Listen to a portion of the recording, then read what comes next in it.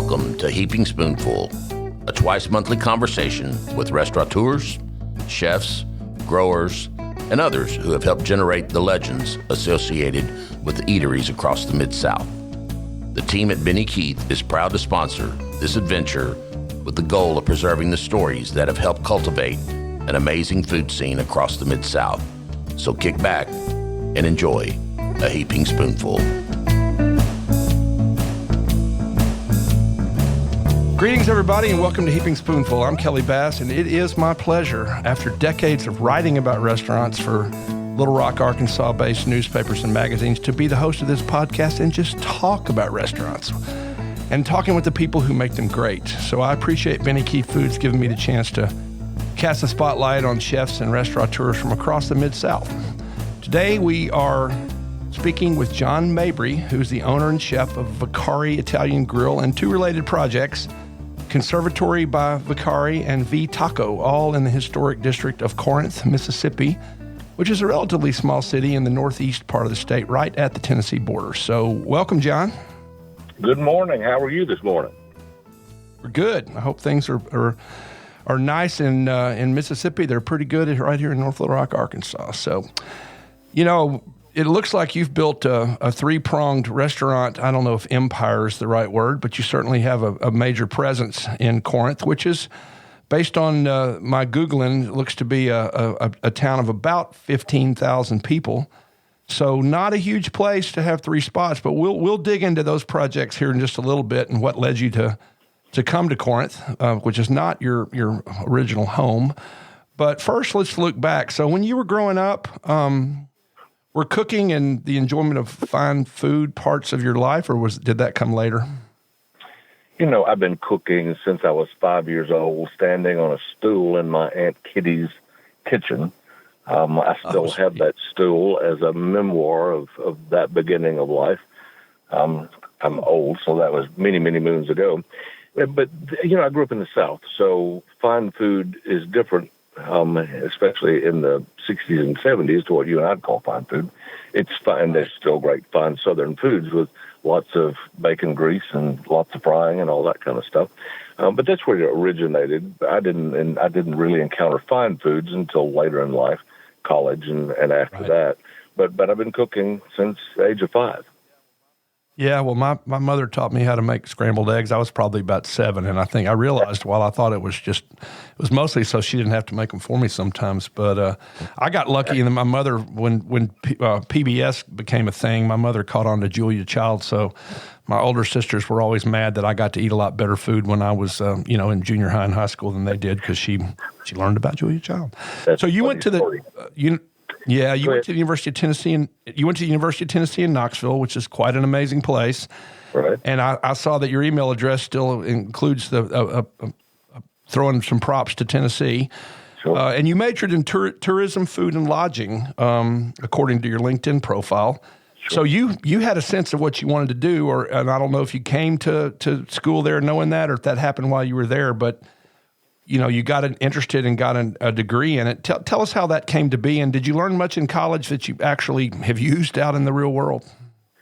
You know, it's a good story. When I was in high school, my father was a pharmacist, so I grew up in pharmacy business my whole life, nothing to do with food, never in restaurants or anything. But there was a great television show called Hotel in the 70s, and I loved that. And I said, you know what? I want to be in the hotel business. I love hotels. And I had a great love for Disney, which I still love. I've never worked for them, but I was always impressed by Disney World and their operations and how they did things. So that's what made me go into that degree.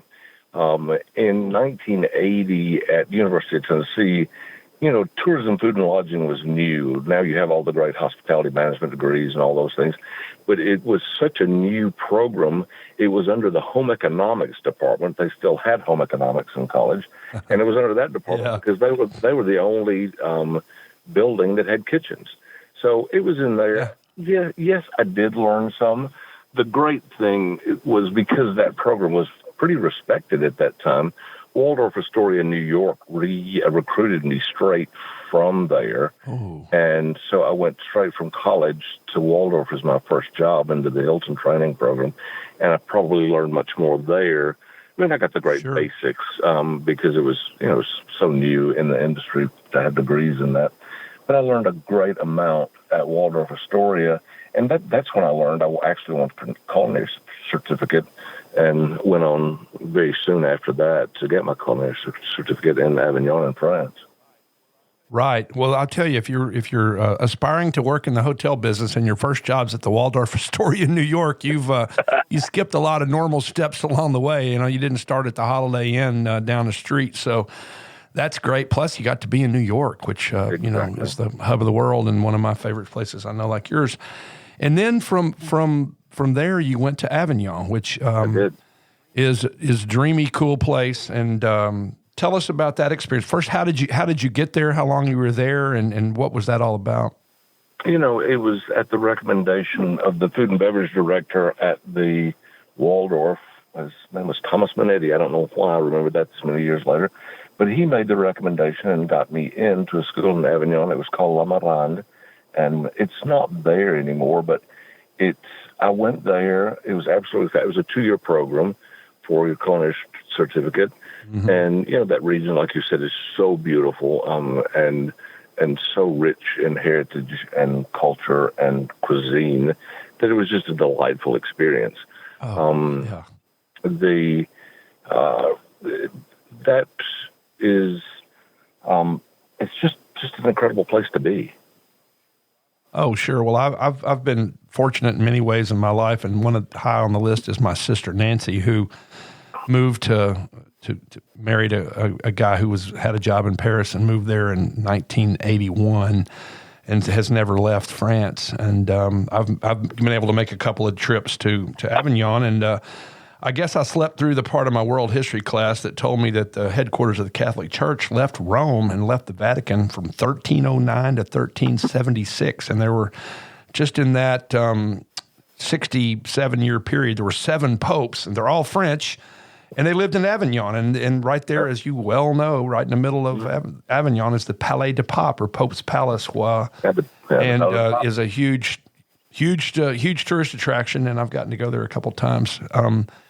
So explain for the uninitiated the differences in what most people think of as the classic French style of cooking that, dominates in Paris and beyond, which is lots of creams and butters and things, and then what you find in Provence, because it's a different style of cooking there. It's absolutely different. I'm going to go back on you for just a second, because the Palais de Pape, next to the Palais de Pape, was the monastery where the monks lived, and believe it or not, that's where the culinary school was, where I went to culinary school. Oh, cool. So I was in the culinary school, and we actually lived, our dorms, per se, were where the old monastery, where the monks lived. So I know the Palais de Pape very well, and I lived in the monks' quarters and went to culinary school. The cooking in Provence is totally different. The foods in Provence are totally different. Like you said, heavy French Parisian cuisine, heavy creams, lots of butter, lots of wonderful things. But in Provence, it's much lighter. It's really, you use all the great ingredients. You have lots of wonderful olive oil and great fish, because, you're right there. And right. That food is heavily influenced by Italy also, because they're so close. Traditional favorites like ratatouille, originated in Provence. But it's just a great use of vegetables and olive oils and fish, and it's just a much lighter fare, much healthier fare than what you find in Paris. But just great flavors that have come, there's still herbs to Provence. That's just a wonderful blend that people use in so many things. Yep. It's been around forever.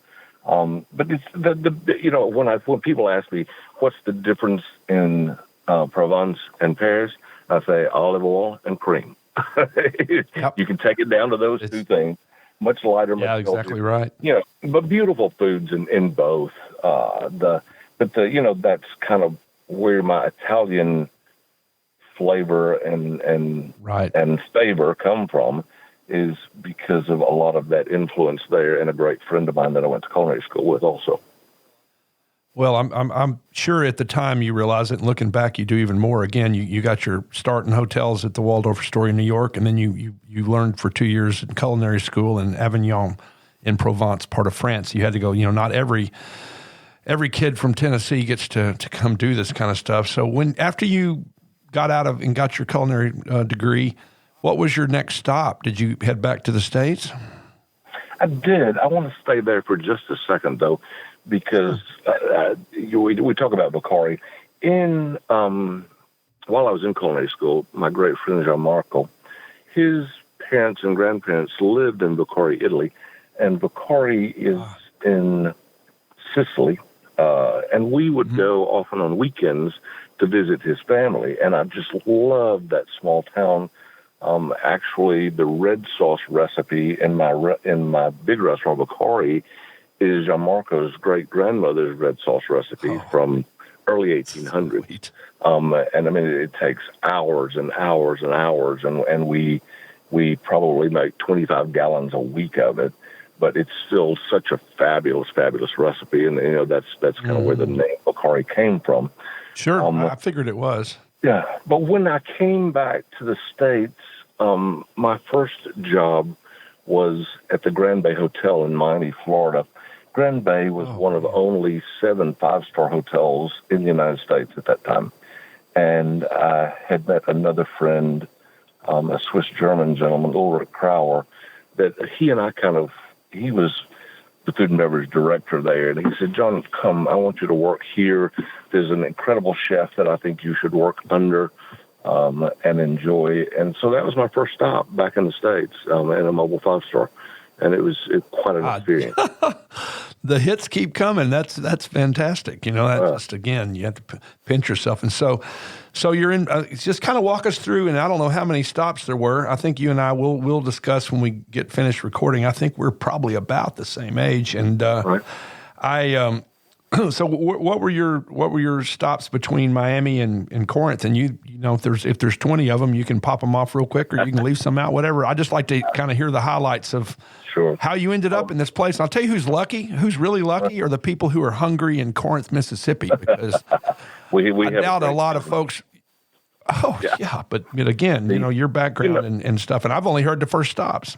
I was in Miami for only a few years, and my mentor, Ulrich Krauer, who I mentioned, Swiss-German, that we stayed friends. We did things together in Dallas. I owned a few restaurants in Dallas over the years and sold those.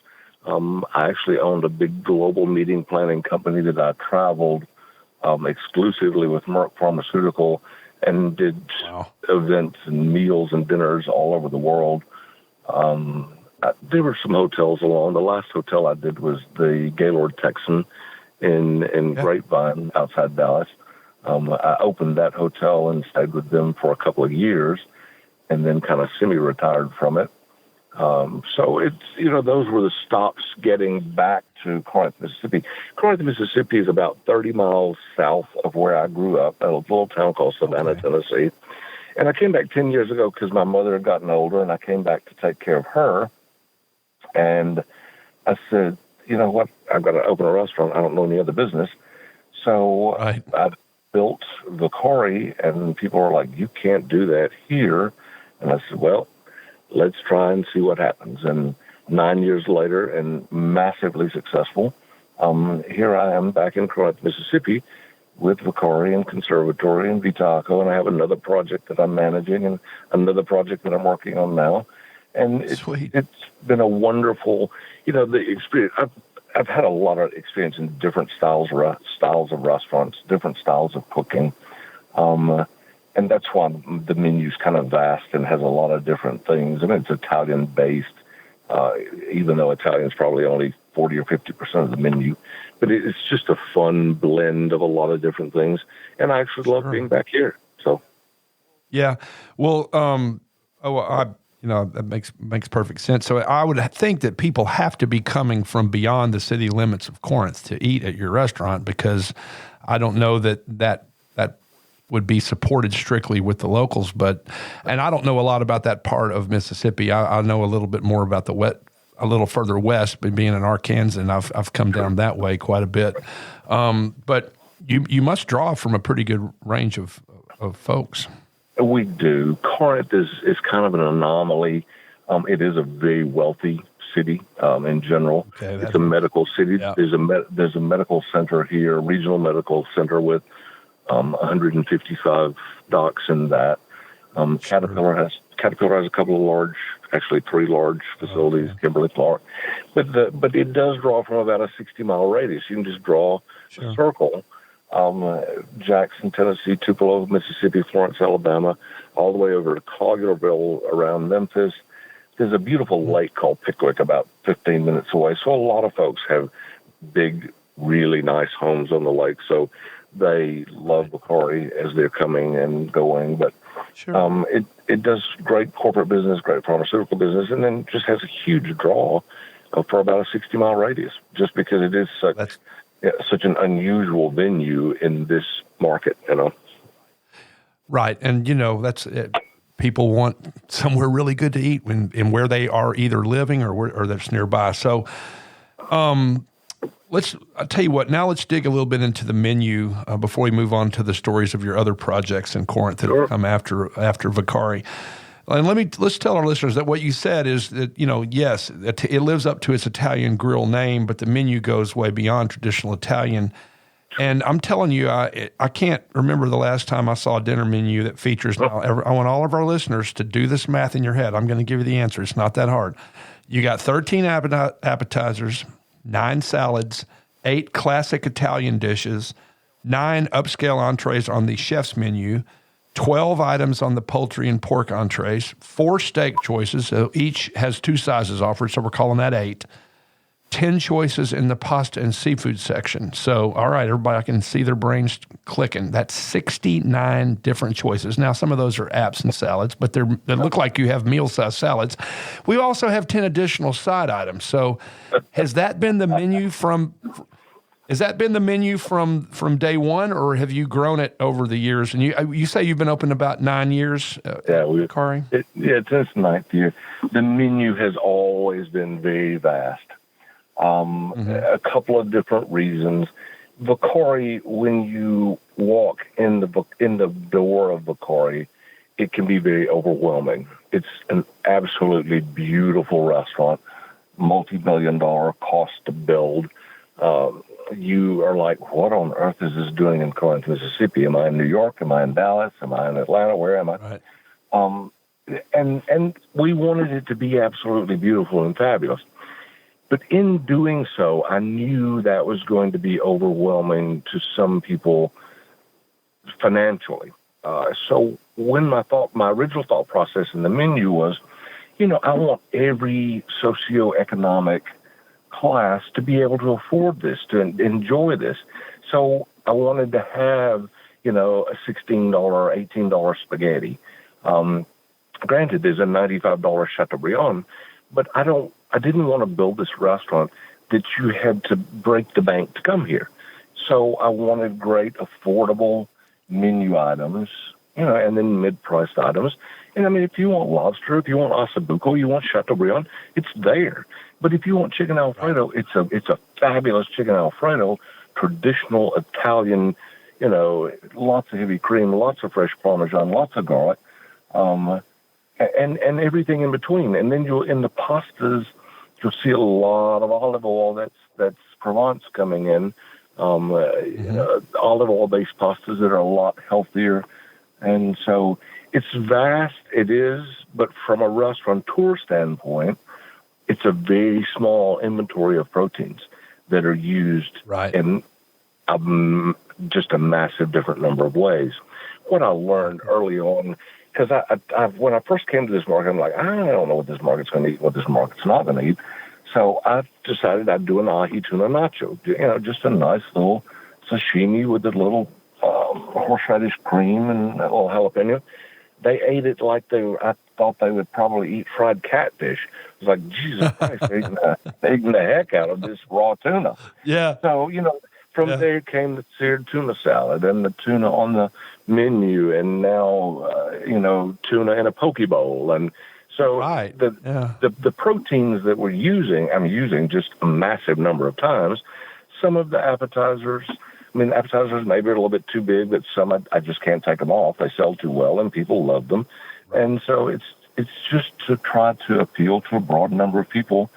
And I'm an old chef, so when I'm doing something, I don't want single-use products on the menu. Now I've got a couple. I think the only single-use products I have are lamb chops and ossobuco. Everything else is used all across the board, so we don't have any waste. Yeah, and you get a big menu with again, a less complicated amount of product that you got to store and keep around and keep fresh. So, well, listen, we thank everybody for listening to this episode of Heaping Spoonful with our guest, John Mabry, who has 3 outstanding spots in Corinth, Mississippi. We're going to hear more about the first one and about the other 2. So hang on, we're going to be right back. I hope you're enjoying this episode of Heaping Spoonful. We at Benny Keith Foods enjoy talking about the food scene almost as much as we enjoy providing the top quality ingredients that help restaurateurs and chefs across the Mid-South create their magic. Now let's dive even deeper into the culinary world with your host, Kelly Bass. Welcome back to Heaping Spoonful, our conversation with John Mabry. Now I'm going to put you on the spot a little bit, and I know you can handle it. We can't describe everything on the menu, but so just tell us about 2 or 3 appetizers, 2 or 3 salads. We'll start at the top of the menu. Just give us a little short burst on some stuff in those sections that sells well and that you like. The quail on the appetizer menu is fabulous. It's a Manchester Farms quail. It's deboned. It's tumble brined. And it's, people in the South love quail, but they're used to something that their dad or brother shot, and they've got to clean it and do whatever, and it's got all the bones in it, and it has somewhat of a gamey flavor. But this is, so tender. There's no bones. When people eat it, they're like, "Oh, it's the best quail I've ever had in my life," and please don't tell my grandmother. That's a wonderful app. We talked about the ahi tuna nachos. It's super popular. The most popular, or my favorite, is called lobster shooters, and that actually was named by Mississippi Magazine as one of the top 10 appetizers in the state. And we take lobster, we just dust it in a little cornstarch and flash fry it. But it's a sake red pepper sauce that is the actual shooter part of it, and it is absolutely amazing. People come in and like, "Oh, we've got to have the lobster shooters. We got to have the lobster shooters." So it's, there are plenty of fun things. I mean, it's great stuff. There's spinach dips, there's cheese, there's toasted ravioli, there's all kind of great things. But the lobster shooters are probably my absolute favorite on the menu. Cool. And what about some salads? Because you got some really good looking salads. The seared tuna salad, using that tuna again, the sushi grade tuna is beautiful. People in the South, like pretty heavy stuff. There's a salmon BLT, with great big bacon and salmon and tomatoes and all kind of stuff. Cobb salad's always popular too, but they're just fun, and they're like we discussed earlier, they're entree-sized salads.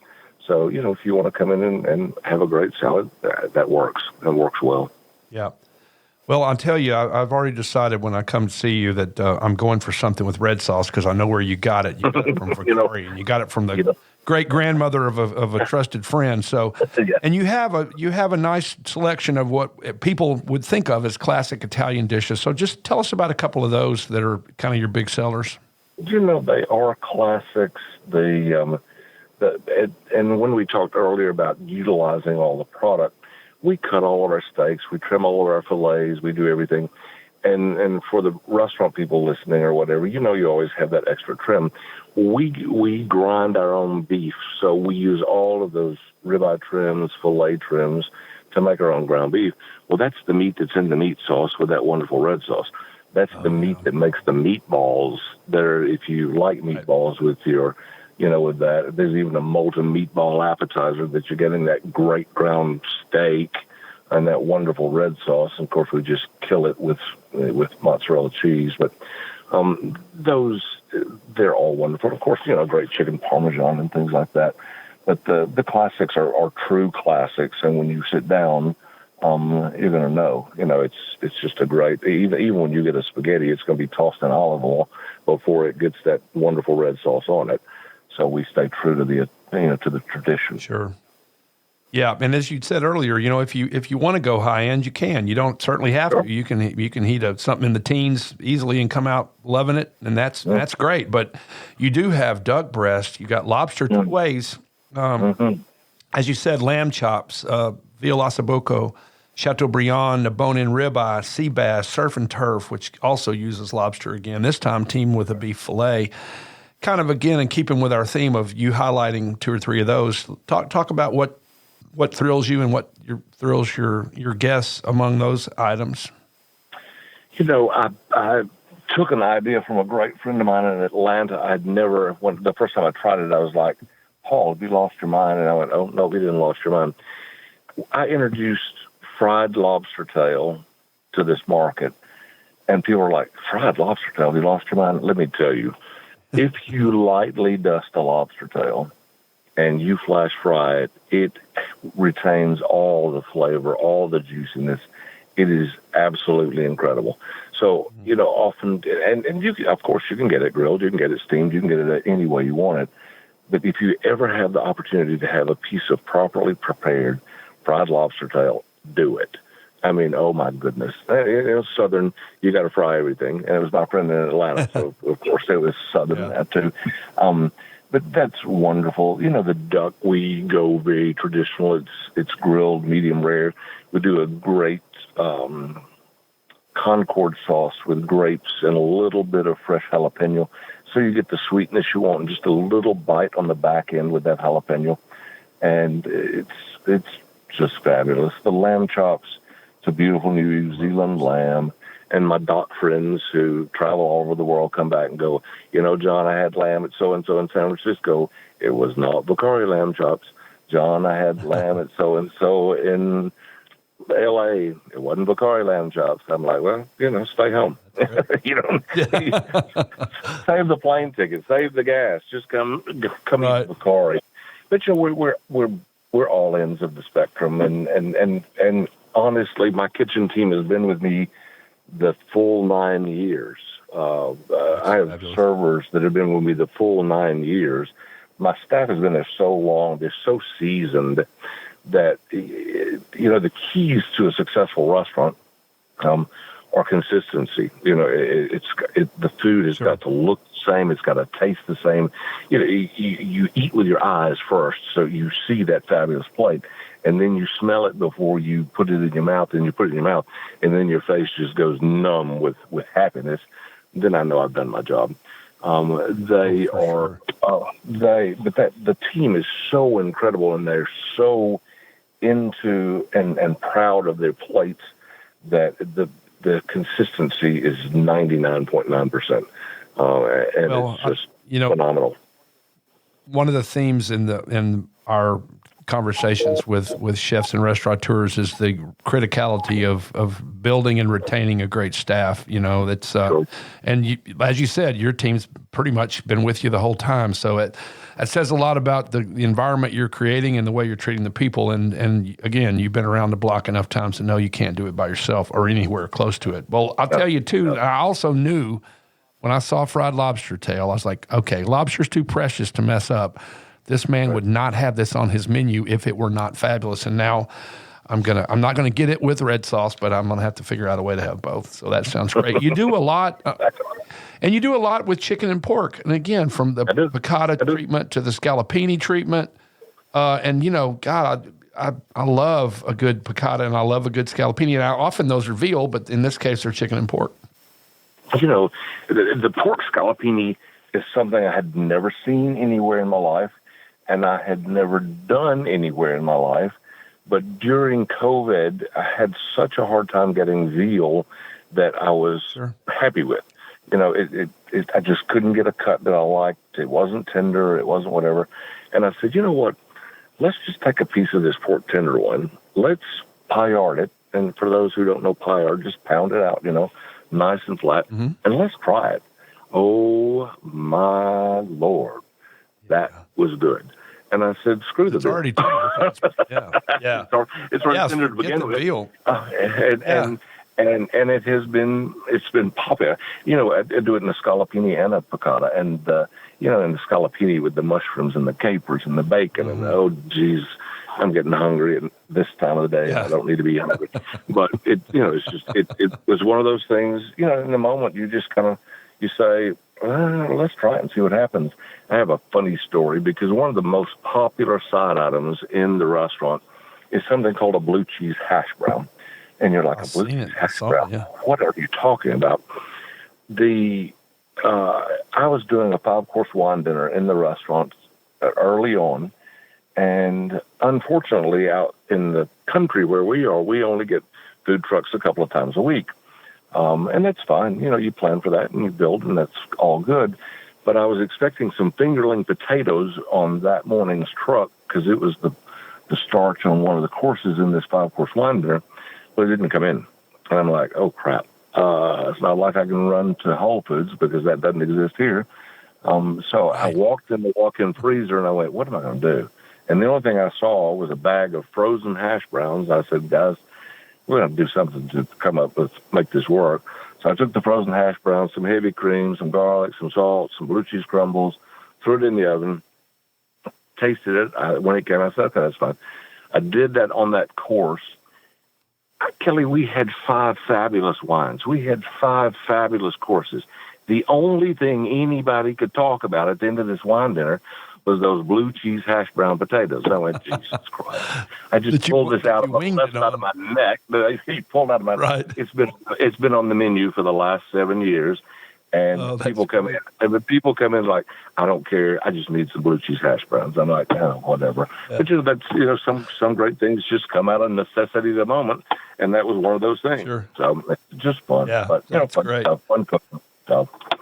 Well, clearly, and again, the steaks look great, but we won't dig into those right here, right now. But the pastas also, and you have one that's combining. You got a Greek steak fettuccine, so I can imagine what makes it Greek. I know what makes it steak and fettuccine. Talk about that dish.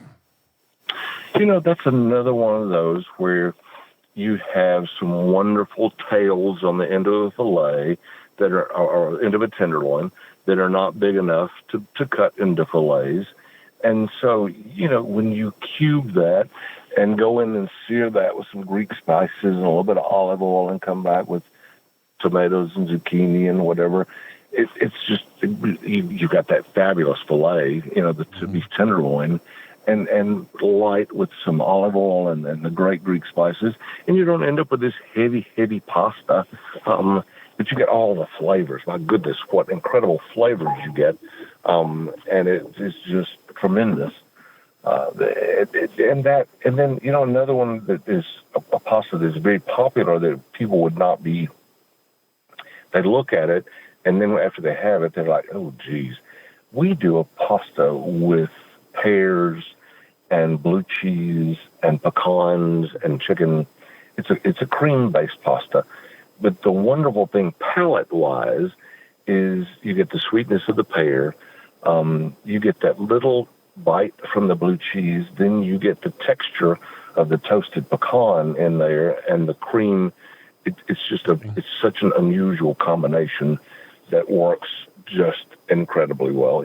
Sometimes I don't have them here, but it would be good with a great black truffle too. That's my old Provence stuff and the pig truffles.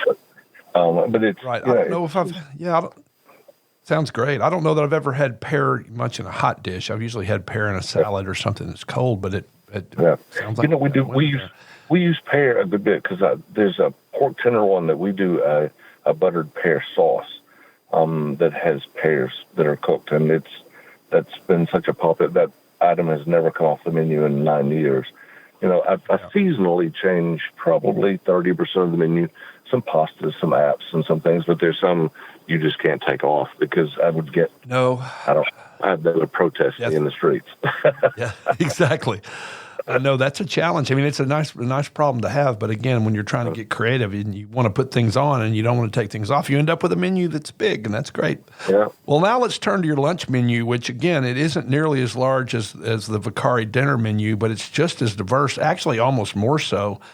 And you kind of branch off the Italian theme or outside the Italian theme a little bit more too, but you do have a meatball. I mean, it's called meatball baguette, but what people would call a meatball sub. You got 4 pastas, so you got like lunch portions of spaghetti and other things. But there's so much more. And the very first thing I see, and again, you're using something you've already got. You're making beef tenderloin sliders. Those have got to be a big hit. What kind of roll do you serve those on? I mean, generally not brand name, but what sort of style? It's I'm going to think. I'll have to get back to that because it's going away from me right now. I actually do that beef tenderloin slider in two of the restaurants. In Vacari, we do it with a bacon jam and a caramelized onion Parmesan kind of mayo. And then over in Conservatory, we do it with a blue cheese sauce. That they're both incredible. I mean, it's just whatever you wanted them to be. Right. But I also see you do a patty melt, and I'm a sucker for a good patty melt. I bet you do it well. Well, imagine that ribeye and beef tenderloin ground into ground beef, and then make a patty melt out of it on a great old big piece of Texas toast, slathered with enough butter to kill you, and toast it up. And the onions just in straight up butter till they're just a nice, beautiful, sweet, dark brown, and a great cheddar on it. And oh goodness, I mean, you need a bath towel to get everything off of you when you eat it. But yeah, I'm sorry it took me a minute on those sliders. We use a little brioche bun. That is fabulous. It has just the right amount of sweetness and softness that the people in the South love, and just makes a great sandwich. Yep. So that's good. I also see you got pecan crusted chicken and pork tenderloin, which again sliders. They are. They're both. And the reason for that menu that you're seeing now, the full dinner menu is available from the time we open until the time we close. But downtown Corinth is a completely revitalized downtown.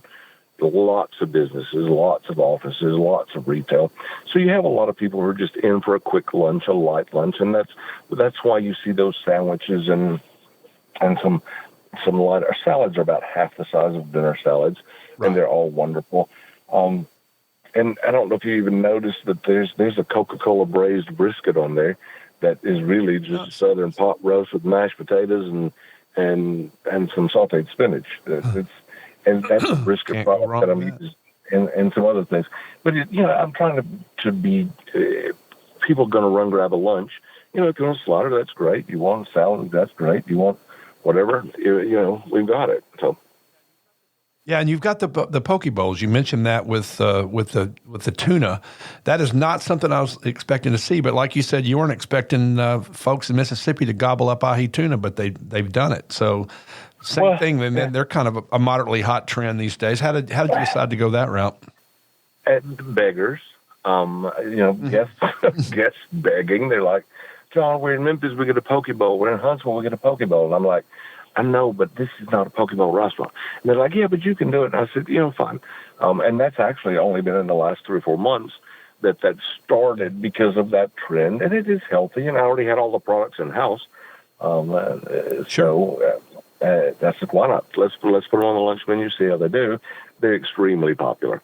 So, when things trend like that in the city that people want to have, if I've got the ingredients, I'll do it. Why not?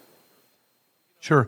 Well, if we were wrapping up and that was the end of or not the end of the all-time story, but if that's where you stood currently, that would be a great story. But that's not all you got going on. And as you said earlier, besides the 3 restaurants, you've got a 4th project you're working to do, and then a 5th one, I guess it sounds like maybe you're consulting on. So I think I've got these in the wrong order. So after Vacari, the next stop was V Taco. Is that correct? That is correct. And tell us is it right next door, basically, or around the corner, or what? It's actually part of the Vacari building. Vacari was Okay. two historic buildings that we took. I used 80% of those 2 buildings for Vacari. And again, people begging me. They said, John, please do something like this restaurant down in Oxford. And I said, well, I'll drive down and look at it. And I drove down and I went, oh, this is easy. This is tacos and burritos and quesadillas and burrito bowls. And I said, you know what? I've got that space that I've never finished out on the front, on the other side. I can do this. I can still prepare the foods in the Vacari kitchen. They'll just get assembled on the line at Vitaco. So what you've got is you've got all these great foods prepared in Vacari kitchen, but it's like, it's like any of the other folks, the Chipotles or the Moe's or the whatever, and Sure. you go through the line and they build you a taco, they build you burritos, they build you quesadillas, and you can build whatever you want. There's some fun ones, there's bang bang shrimp tacos, or there's barbecue brisket tacos that are already, so if you don't want to build something yourself. But it turned out to be incredible. I built a margarita bar upstairs and a big patio there, and it's just fun. That came about 2 years after Vacari, and it's been incredibly successful too. I mean, it's a $4 taco. You run and get a couple of tacos, some chips and queso, and off you go. So you're in great shape with it. Is that So is that a lunch and dinner place too? Is it running pretty much full hours, just like the restaurant? Yeah, all my restaurants run the same hours. So it's lunch and dinner. So, you see lots and of then folks at lunch. Go ahead. Sure. And a margarita. And you said you have a patio. Is that a rooftop thing, or is that? It is. I have 2 rooftops. The Vitaco has a rooftop, and then Conservatory is a 3rd floor restaurant, but half of it is patio and half of it's inside.